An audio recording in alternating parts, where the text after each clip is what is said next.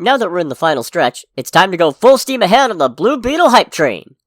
Let's talk about the movie's apparent villains.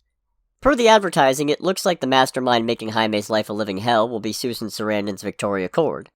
But there isn't really much to talk about comics-wise with her, because she only debuted in 2023, and hasn't actually been confirmed to be a villain. Although she is sketchy as fuck. And not just because it's weird that Ted's been around since the 60s, and we're only just finding out that his sister both exists and is the CEO of his company.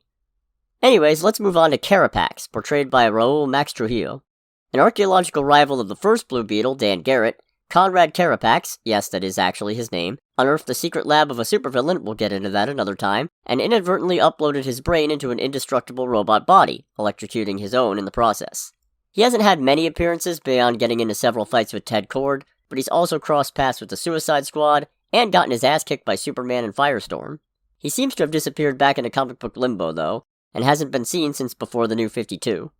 There has been a hint of one more potential antagonist, though, as a clip from last month made mention of Omax. For the sake of being thorough, Omax as a concept was originally created by Jack Kirby in 1974, but the version connected to Blue Beetle is much more recent.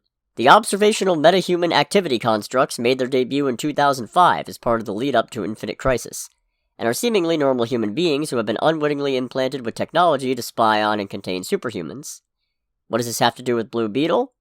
Well, thanks to the machinations of secret supervillain Maxwell Lord, the Omax ended up under control of Brother Eye, the Batman-created, paranoia-fueled satellite that Jaime Reyes was recruited to help stop directly after receiving his scarab.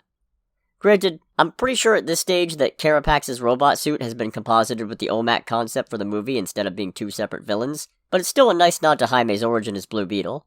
And let's be honest, trying to fold a Crisis event into Jaime's first movie would have been a really bad idea. Next week, we delve deeper into the Blue Beetle legacy with a closer look at the Beetles that came before, Dan Garrett and Ted Kord.